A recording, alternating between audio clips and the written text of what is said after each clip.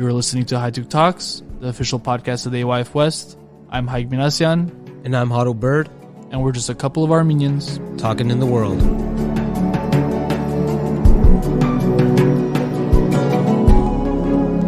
A couple of Armenians talking in the world. Welcome, Nairi. Thank you for talking with us today. Thank you for having me. Nairi, you and I went to Camp Hayastan for years together. Our moms did too. And you've been an active AYF member of the Greater Boston Nizhja chapter all your life since I've known you. And since then, I've always known that you've been the biggest advocate for dogs as well, not just Armenia. And so it was no surprise when you were studying animal science at UMass Amherst and biopsychology at Tufts that you began a project called Oknooshoon, great name, back in 2017 in an effort to improve the situation for dogs and people in Armenia. And I think anyone who's been to Armenia would agree that one of the first things we will notice is the abundant amount of dogs, stray dogs we come across all over the country and how cute they all are. So we wanted to talk to you today to educate us and talk about the dogs of Hayastan. So thanks again for being here, Nairi. Thank you so much for having me. Hey, Nairi, it's Harut. So one of the first things I wanted to ask you, and here, at HiTug, we're generally really interested in people's first impressions. So we're really curious. Well, when you first went to Armenia, what was your first impressions of just the dog vibe around? So the first time I went to Armenia, I was in 5th grade. So I was very young, and I definitely had rose-colored glasses on, and I was like, this is such a magical place. I love it so much. That was my last year of Armenian school, so I had learned about this place for all these years, and it was so cool to see it. But at that point, I honestly, being a little kid, just thought it was really cool that there were dogs always all over the place. Mm-hmm. But when I went back as an adult, I went back in 2016 for the second time. There was a lot of I saw everything very differently, understanding better, just the struggles that there are and the social issues, economic, political, everything. And as an adult, seeing all the dogs, first of all, it made me sad because they don't have a home, they don't have consistent care and food and stuff like that. But second of all, from a public health standpoint, I was like, this is terrible. They're not safe, they're not well taken care of, but also they're a potential vector for disease to spread through the community. They can be dangerous, they're not trained. Obviously they're street dogs. And I was like, they're as fun as it is to be able to have dogs all around you whenever you're walking around.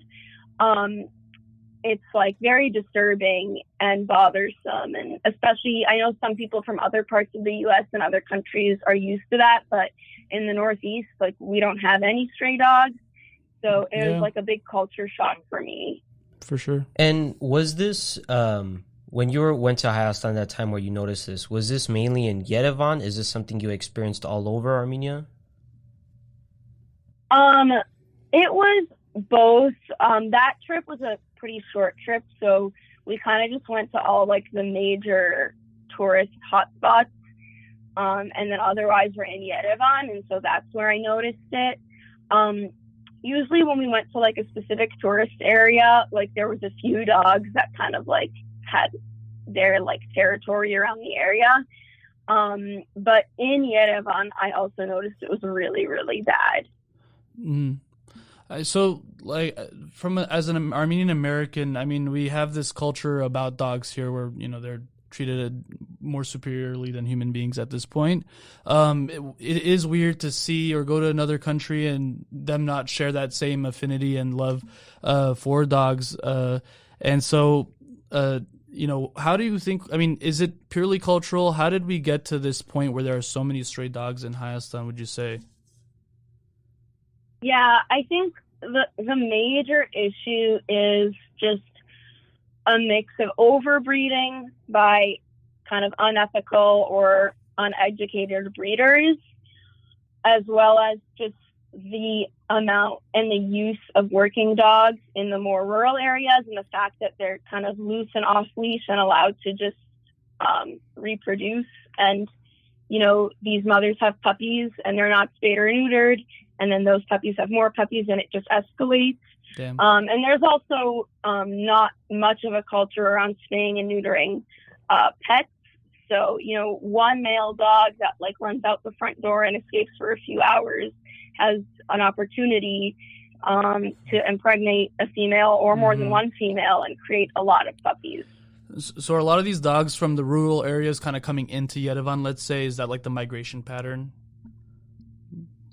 I'm not really sure, and there's not a lot of data around this, but it seems so. Or maybe at one point. So many of them are like shepherd mixes, and it makes sense that those would be coming from the more rural areas because those are the type of working dogs that exist out there. No, that makes sense. Is there any group of Armenian dogs that, apart from like, say, you know, rich, fancy people having like pet dogs in Armenia, I mean like hunting dogs or dogs that help take care of the gyul a little bit? Is there groups that, you know, treat their dogs better than like a typical Armenian dog family? owner, Dog owner in Armenia? So there are actually a few like breed-specific organizations that I don't know if they actually like hold competitions, but I've seen like their signs and stuff. Especially for gampas, which are like the like I guess like ethnic Armenian dogs. Yeah. And the culture around like pets, especially in Yerevan, has grown a lot. So those people are quite like they do take really good care of their pets, but it's kind of funny they don't see the parallel between their dog and the dog on the street, even though that's the same species. A lot of us go there, we see the dogs on the street and we like think of our pets and we feel bad. But for them, it's like, my dog is a husky. He's a purebred dog. He's good. That dog is a gross dog. I don't care about that dog. And it's funny. Even my employee has said, like, people have made comments to him about our Oknooshoon dog and asked, like, what breed she is. And he says, like, she's a mixed breed. And they're like, oh, no, she can't be. She's so clean and well-behaved. Like, they truly believe that mixed breed dogs inherently cannot be clean or trained. Interesting. Nairi, are there, other than the Gamper, are there other common breeds in Armenia that are not necessarily like native, but like are common in general that you've noticed? Maybe they're all very mixed at this point, but I'm curious if there's a handful that are just way more common in Armenia than other dogs. Yeah, I would say the biggest thing is just any type of shepherd. You know, pretty much like tons of different countries have their own like shepherd, quote unquote. Yeah. Obviously the German shepherd is the most popular one that we know of. Yeah, I've seen a bunch But there. a lot of dogs that kind of look like a German shepherd or some sort of mix of a German shepherd, those are the most popular because Armenia is an agricultural country, and those are the dogs that people need and use. Other than that, in the city, I would say Huskies and Pomeranians are super popular. I see them everywhere. And of the purebred dogs that people buy, those are probably the two most popular that a lot of people have. No, I mean, I've been seeing in recent years people starting to own purebred dogs that, you know, obviously aren't from the streets, and it's a shame because there's so many stray dogs in Armenia. I've seen the Gampers and the bigger sheepdogs in the villages kind of living freely, so it makes sense that, you know, they're a little bit more free to kind of roam around, and then, you know, it's harder to maybe control that population out there and in the city. I mean, so what are the kind of processes or the programs right now to like help control the population? Because there are some pretty dark things that Armenia's done to like help control the population, and it might just be a very common thing around the world. Could you enlighten us a little? Yeah. So right now, well, first of all, there are the rescue groups. The biggest two are Dingo and Positive. And these groups, nothing much has changed over the years. They're awesome, and they've been consistently awesome. Great. And they work really hard on rescuing puppies or injured or very sick animals. They don't have the bandwidth or the resources to rescue like any dog that is on the street, but they take the ones that need care and they care for them and rehabilitate them. They work really hard when they have the funds come in to spay and neuter the dogs that they have. So that has been going on for a while, but that's kind of not enough when it's such a big issue. Yeah. But then in terms of on a more like organized governmental scale, most of Armenia is still not much has changed. But in Yerevan, fortunately, starting in 2019, they started a spay-neuter program. Nice. So before 2019, there was another group that was like contracted by the government to manage the dog's population. They did a really bad job. They often didn't return dogs to where they were from if they did spay or neuter them, but most of the time they weren't spaying or neutering. They were just killing. They had really unethical methods, and they've actually been, I believe, they like went through court hearings and incurred a fine since then, not for the way they treated the animals, even though that was pretty bad because there are no laws to punish that in Armenia, but they've been punished for money laundering and not like reporting correctly and using the funds incorrectly. Interesting. So that was, thankfully those people are gone, and now there's a group called the Stray Dog Center that has partnered with the Yerevan municipality that is doing spay and neuter, and they're the ones that are ear tagging all the dogs. So if you've been to Armenia and you've seen those dogs with ear tags, that means that they were spayed or neutered by that group. Interesting. That was something I did want to ask you, is the whole like dog tag or even like ears being removed in Armenia. It's something you see all the time over there and not really understanding it, coming from the West. Do you mean like the green tags that they have on the ears and stuff? Or like that I've also seen their ears like completely gone. Well, yeah. What is that, Nairi? When you see like a dog with the ears cut off, that's not anything to do with the neutering and whatever, right? Usually, in general, around the world, not just in Armenia, ear cropping is for kind of like, it's mostly a stylistic thing. Oh, it is. If it's a working dog, it can be for like practical occupational purposes in terms of like not getting infection and not getting caught on things. But it has become a breed standard for a lot of breeds, so people just feel the need to do it. There's additionally always a danger around the world. Again, this is not an Armenian-specific thing, and I don't know if this happens in Armenia, but people who steal dogs, they need to like get rid of the identification. And a lot of, nowadays, most of our dogs have microchips, but in the old days, people had tattoos on their dogs, and a lot of them would put them in their ears.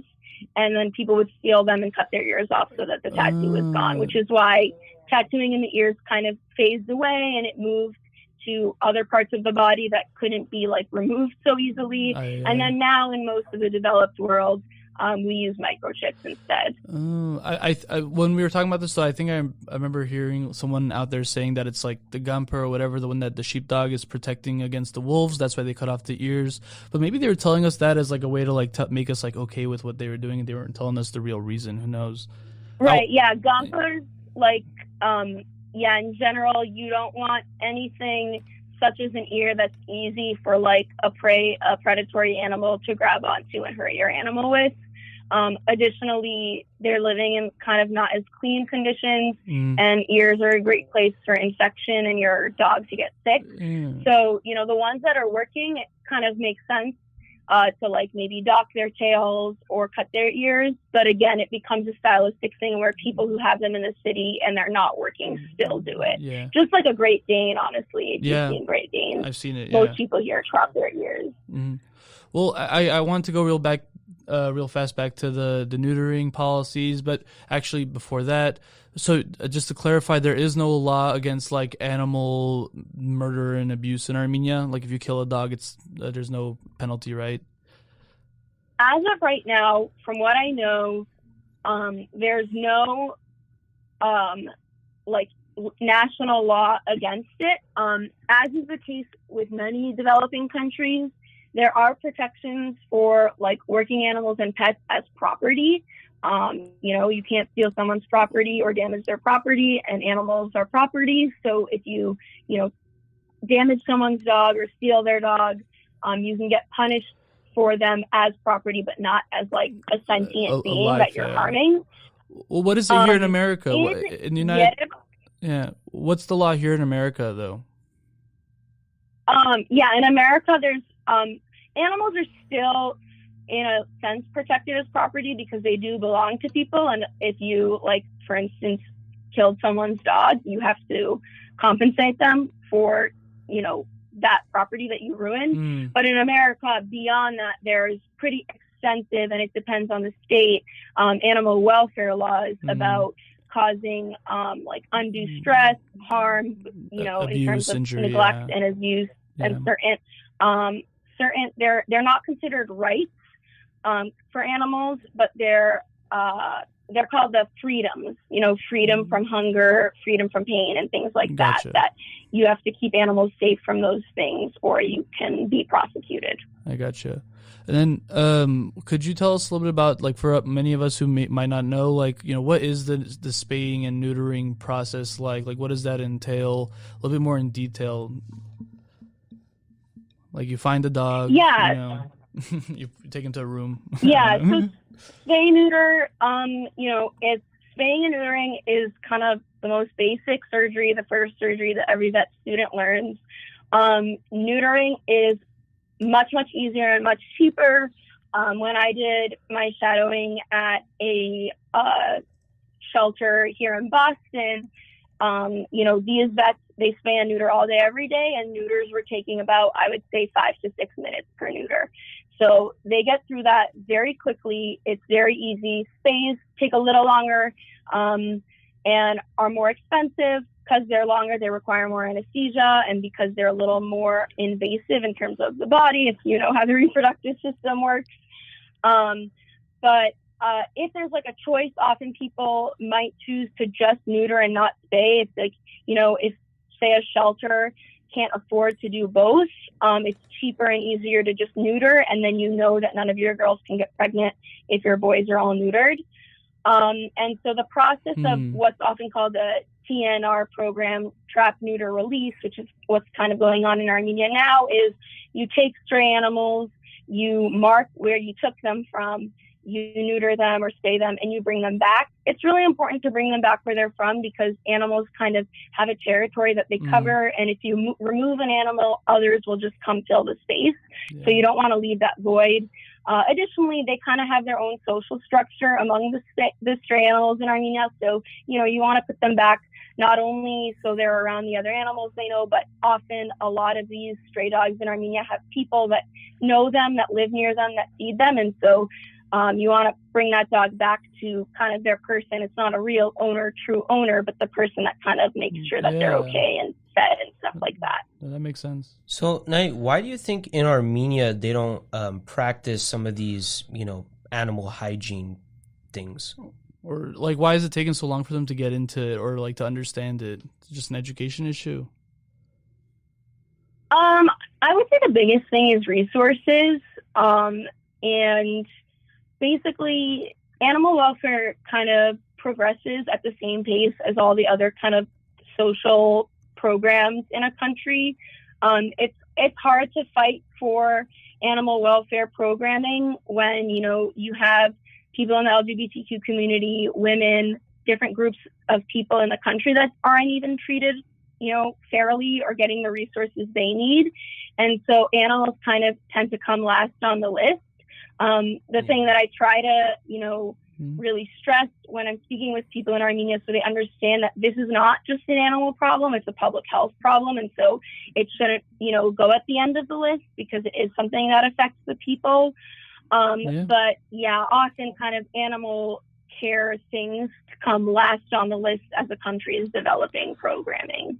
And then at the last is one of the last parts of like the let's say the TNR program, is that when they attach that ribbon or that thing on top of their ears? Like I've seen in Armenia more recently, I think, but I've seen it in Georgia as well, where they put like a green tag on their ears. Is that part of this TNR neutering and releasing process? Yes. Okay. Yep. So while the dog is asleep, you basically just like pierce their ear, put the tag in. It gives them an ID number. So if for some reason you have to go back and recollect the dog, if you start a vaccine program or something like that, and you're doing regular check-ins, you can find the dogs and identify them by the number on their ear tag. And Nairi, do you happen to know if like where they, essentially round up the dogs and, massacre them and put them in these holes in the villages. I mean, does the killings of the dogs still happen in the rural areas? Because I know from 2015 to 2017, so not that long ago, over 10,000 dogs were put down, in these like night raids, essentially. Is this still a thing since 2019 and these new laws, maybe? Yeah, as far as I know, Yerevan is the only place that kind of has developed this more up-to-date system with the TNR. And everywhere else is kind of on its own in terms of the people in the community doing what they can to not let the population get out of control. And so a lot of that is culling, which is something that is done in a lot of places around the world with wildlife, such as wolves or coyotes, where people in the community who have guns, there's a certain time that's set for, children and, all the normal citizens to go inside so that they're safe. And the people with the guns go out and do the shooting so that they can kind of at one time get rid of as many animals in this population as possible. And I know in the past few years, it was since Dogs of Gumri has started, which is recent, there was one really bad case in Gumri where it happened at like 9 a.m. while children were walking to school, which is obviously extremely dangerous because people shouldn't be shooting guns out in public when people are walking around, and is also like psychologically really traumatizing, for people to see the animals being killed and lying on the ground and kind of bleeding to death. Yeah, no, I remember hearing that too, actually. I mean, whenever we had, like, me and my friends, they would have a dog, we'd be walking around the Yerevan, and like, I don't know, the kids, they would be kind of afraid at first, like, instead, like, they see the dogs on a leash, they see that it's friendly with us, but the first thing they'd ask, is it going to bite me? Is it scary? Is it this? I mean, are these dogs on average like that a random kid would come across on the street? Are they aggressive? Are they in defense mode? Or are they generally pretty chill? Because most of the time, I don't know if you've seen a dog, they're pretty cool. Like, they come up to you, they'll ask for food. They're very nice. In Armenia? Yeah, like Yeah, I mean, there's a lot of, every time I'm over there, there's always stray dogs in like the most random places. It seems like wherever you stop by. But it's funny how, like, people in Armenia, if you're with somebody, they'll be like, yeah, don't touch that dog. Like, don't go near that dog. But, Nairi, is that like out of fear of being bit or just dirtiness? Yeah. So, I mean, it really depends on the dog, but even more so, it really depends on the situation.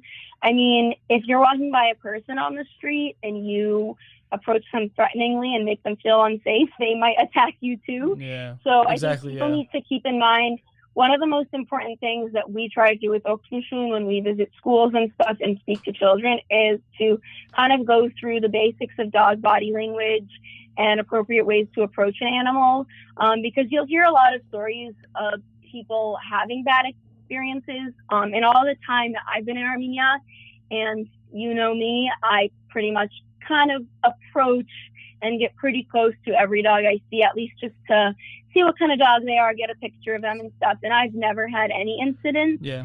So I think most of those incidents are caused by a person unintentionally threatening the dog and making them feel unsafe. Most of the dogs I find in Armenia that I've been around are pretty docile, and, they're probably more scared of us than we are of them. Many of them may have had a bad experience with a person, and that can affect the way they interact with people. And so the best thing to do is, if you're not sure and you don't feel safe, is to just keep your space. But another tip I would say is, if you feel like you're close and you're not sure what to do, don't start running, because it's kind of natural for a dog to chase if someone is running. And that's just kind of going to incentivize them to chase you. They might think it's kind of a game. Yeah. Yeah, it sounds like good life and advice in general. Yeah, in general, with with whoever it is, with any animal, with any person. So tell us a little bit more about like the goals, the work, the project you do for Oknooshoon. What a great name, by the way. I love it. It's Oknooshoon and Shoon. Wow, genius. Yeah. So with Oknooshoon, our main focus was to improve the relationship between dogs and people in Armenia. And the way that I thought we could best do that was by showing people how awesome a rescued street dog could be. So we trained Dobby. She's Armenia's first and only certified therapy dog. Nice. We had developed our own curriculum, but within our curriculum, we use the theoretical kind of classroom curriculum of the Pet Partners organization, which is a really popular one here in the Eastern U.S. Our handler, had to pass their test. And then the remainder of our program kind of integrates the requirements of Pet Partners and Therapy Dogs International, which are two major groups that register a lot of the therapy dogs in the U.S. And so Dobby was a rescue from the street. We adopted her from Dingo. And her and Haraj at the end of 2019 passed their exams and started doing canine assisted interventions with different groups of people. Unfortunately, soon after they started, COVID hit. So we kind of went virtual. Then the war happened. So it's been a little bit of a mess in terms of our timing. But Dobby visits a lot of different groups of people, different vulnerable populations, people with disabilities. And we also focus a lot on education and visiting groups, especially young people and children, to teach them about animal welfare and, to use Dobby as an ambassador for a rescue dog of, kind of the potential they have and what they can be. Right. You're showing, that these stray dogs have a value in society, that they can actually help people and make people feel better, and et cetera. And you're like helping, create a culture there behind looking at dogs in a different light. So I love it because we have a number of great shelter and other nonprofits in Armenia working on helping the dogs currently. But what Oknooshoon is trying to do is get at the root of the problem, like the core cultural situation, and I love it. And when you're going to these orphanages or different places, vulnerable populations. Are you guys collecting information and data and while you're doing that? We haven't yet. I kind of set up the infrastructure for it. My senior year of college, I did an independent study in the occupational therapy department, and kind of created plans for that. But we haven't had the chance to bring a researcher on board. I'm hoping, I actually recently decided to leave vet school and pursue something more related to canine assisted interventions and animal assisted interventions in general. And I'm kind of figuring out what kind of graduate degree I'm going to switch to explore that further. But whatever I choose will hopefully have a research component so that, vet school didn't really allow me time to be doing additional research on the side. But whatever I do moving forward, hopefully will, so that we can get more into impact measurement to be able to say, this is the impact we're having. We know we're having an impact. We can see it. And the people tell us they always want Dobby to come back and they love her. But, from a science perspective, the more literature we can prepare about this, the more, people will really believe it. And, this is an area, actually, this is not an Armenian specific thing. This is just an area that really lacks scientific literature.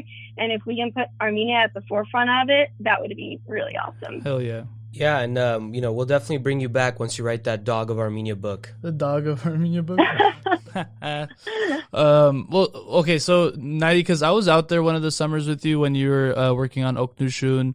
I remember you telling some stories about could you tell us some examples of times where you got really frustrated or some of the challenges you came across while you're trying to do your work out there with the dogs in Oknooshoon? Yeah. Yeah, there's definitely a lot of challenges. It's been a kind of rough road, and it has not gone at all. If you asked me when I started what it would look like in 5 years, I've ended up on a completely different path, but I just kind of had to learn from my mistakes as I went and adjust. I would say one of the biggest challenges for me has actually been, there's definitely cultural differences and challenges working with people who are born and raised in Armenia because we have different perspectives. But it's actually some of the people I've worked with from the diaspora that have been the hardest to work with, because there's this kind of view that, Armenia is almost like this fake country where you can come and do whatever you want and you don't really need the expertise to do it, and no one really knows any better, so you can just do whatever. I'm a huge advocate for, people bringing their knowledge base to Armenia and helping Armenia, but in the areas that, they're trained and educated in. And, I had people who wanted to play a big role in Oknooshoon and be handling the dogs and doing stuff when they had no experience with animals. And that was really frustrating to see that people think they can just lower their standards for Armenia.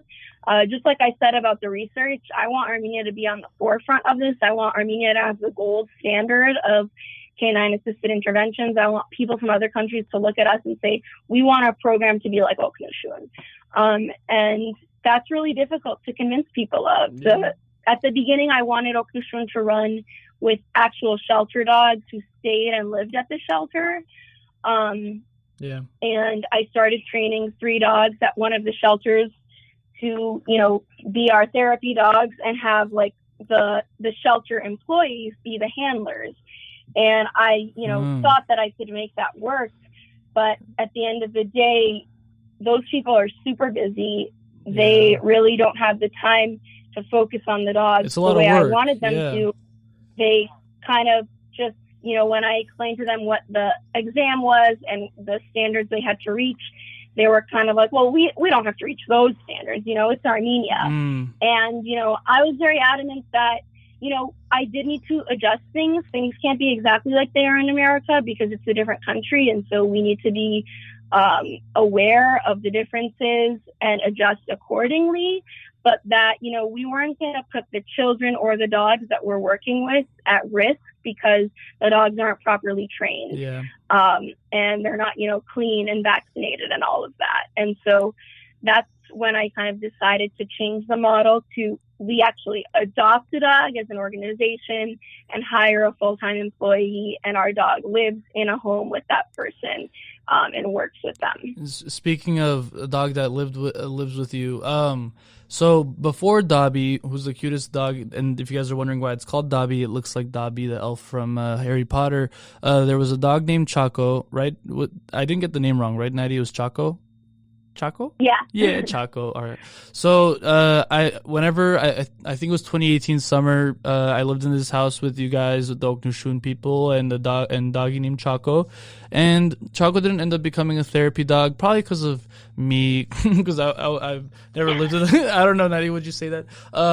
Because I never lived with a dog, and maybe I was interrupting the regimens and stuff. Who knows? But so could you tell us why Chaco didn't live up to being maybe a therapy dog? How did that, let's say, go awry? How did Haig mess that up? And then Chaco's in Montreal now, right? Like it's been adopted and Chaco's chilling, having a great time. Yeah.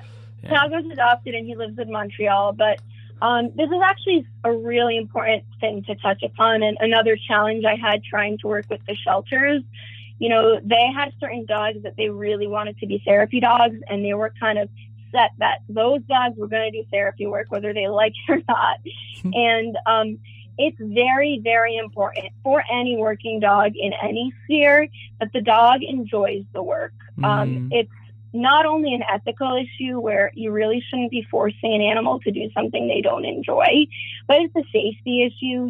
A dog that is frustrated and stressed out is not a safe dog. It's a dog that's liable to bite or scratch or lash out.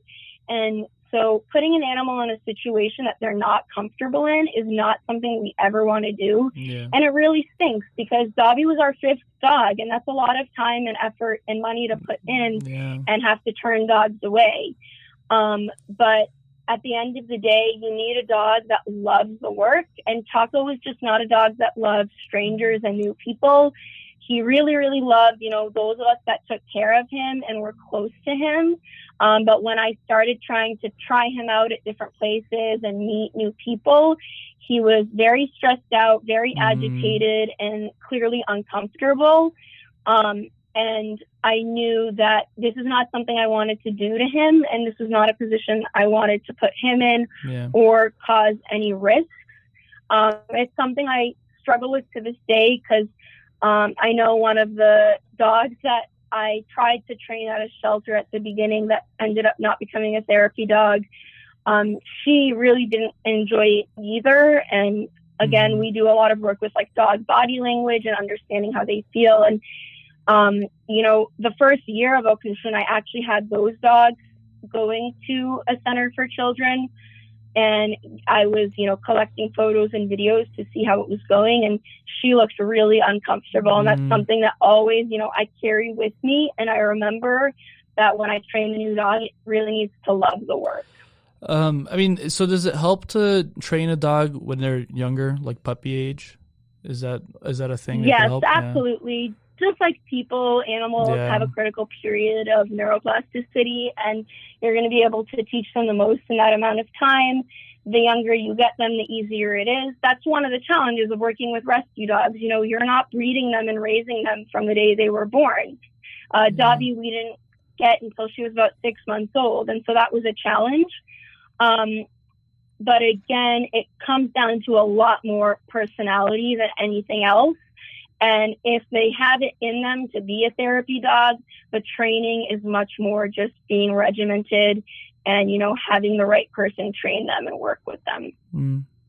So, Oknooshoon right now, so you guys have Dobby and you guys are still taking it around, helping people. Are you guys, do you guys have plans for a second dog, or what's the plan moving forward right now? Update us. Yeah, so there aren't any immediate plans right now. The next set of dogs that we would get, one dog, or at this point, I think what we would do is probably get a few and start raising them together so that, if we look at our past in the 20% success rate, instead of raising one dog at a time, we can raise a few, and then the ones that don't work out, we can adopt out and then use the ones that do.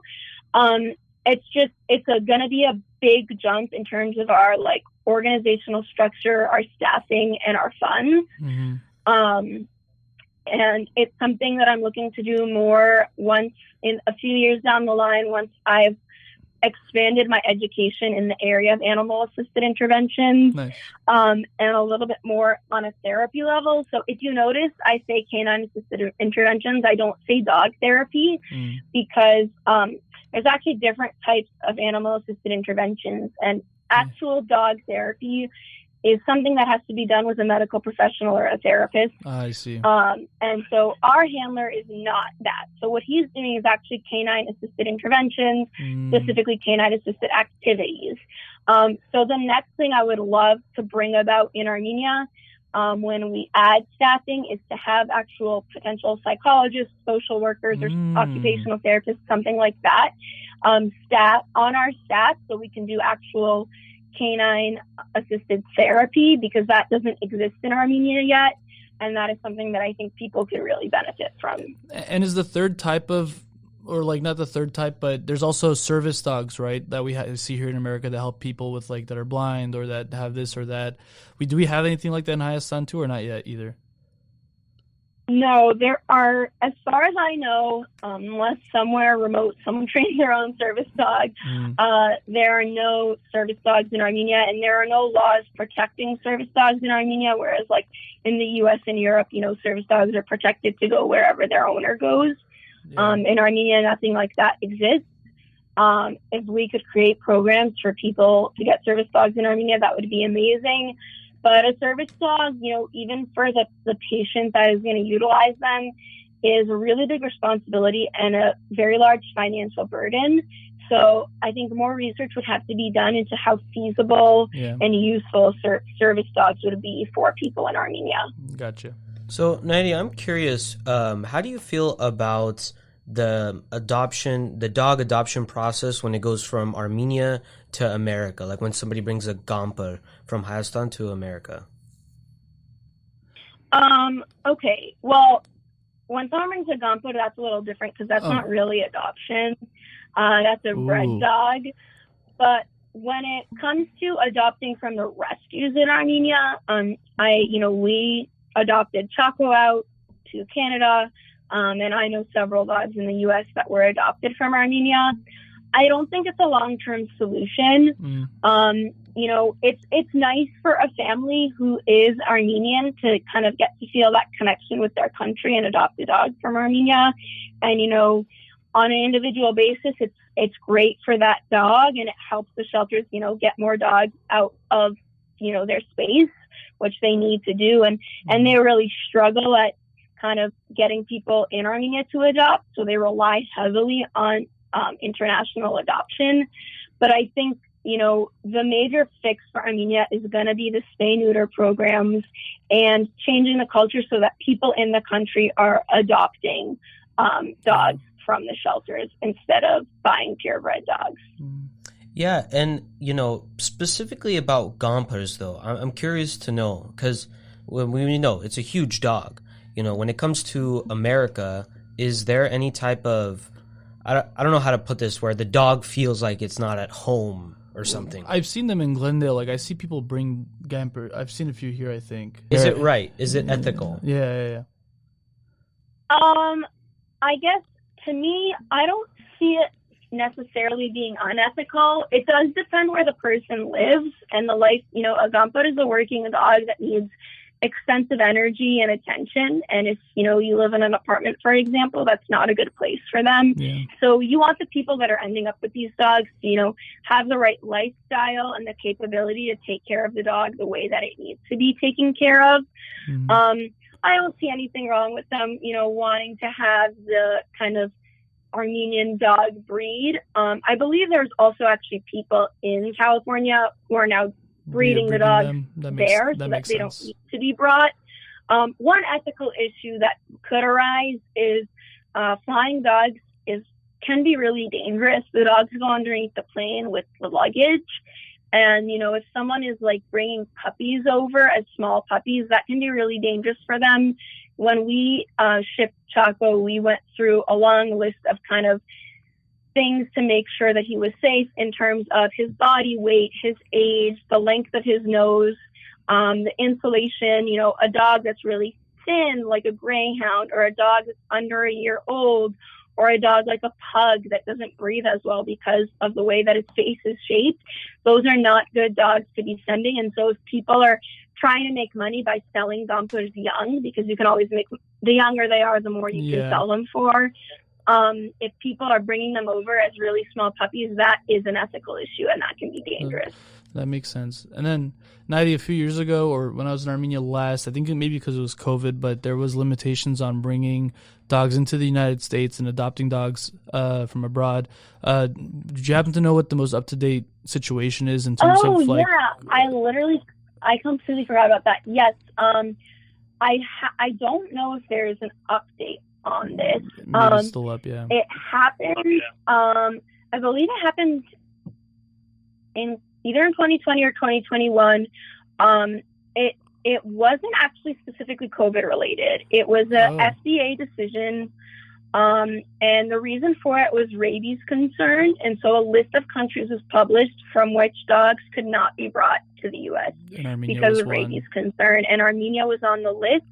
I remember this being a big issue. A lot of the shelters were very concerned because they rely on American adopters. Mm-hmm. And when that came out, I remember I actually read it, and I had a friend who was doing her internship at the FDA, so it was interesting to hear her perspective. And publicly they said, this is going to be indefinite. This won't change until a new rule is made. And I actually asked my friend who is working at the FDA, in like the veterinary sector, and she said from her supervisor in the meetings they had, there was really not a plan for it to be changed in the near future. Mm.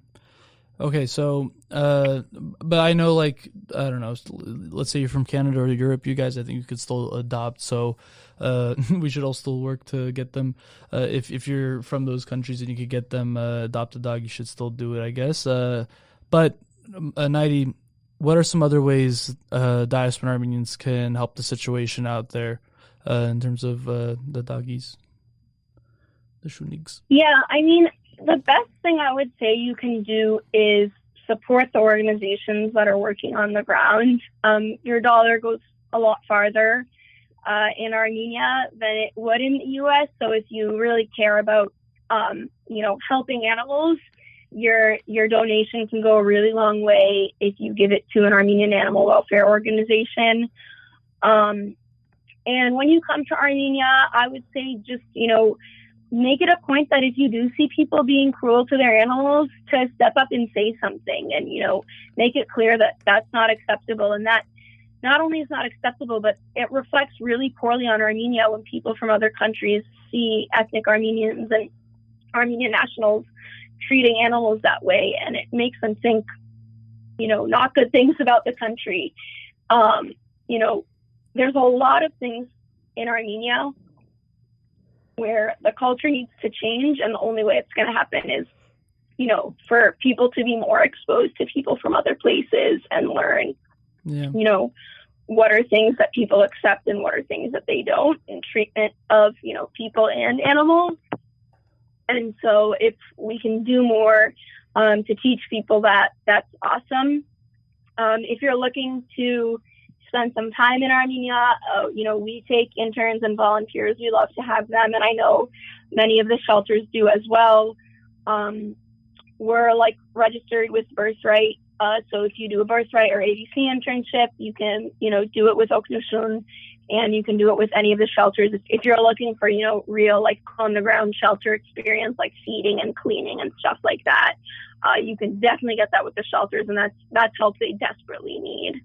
And then, Nairi, a little bit more about your background.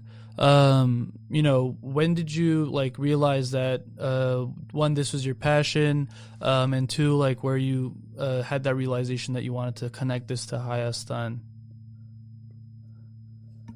Yeah, I guess kind of the connection to Hayastan came first. I knew I wanted to do something there.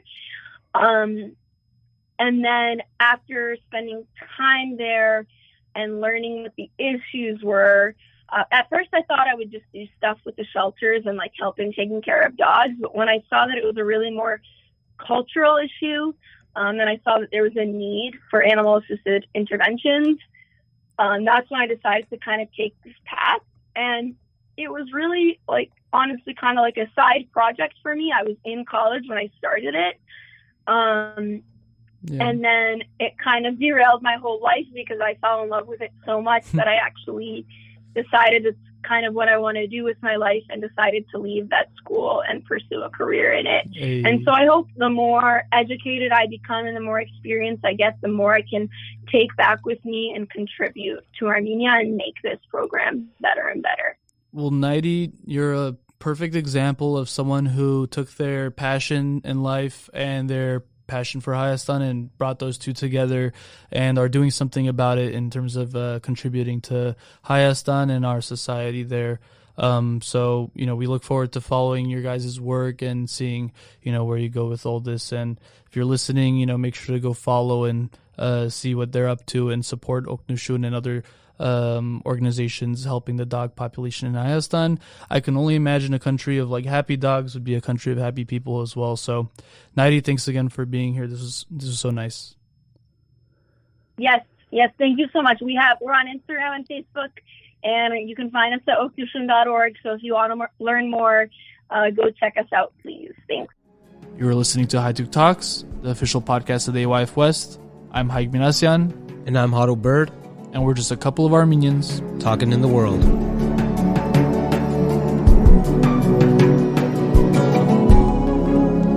A couple of Armenians talking in the world.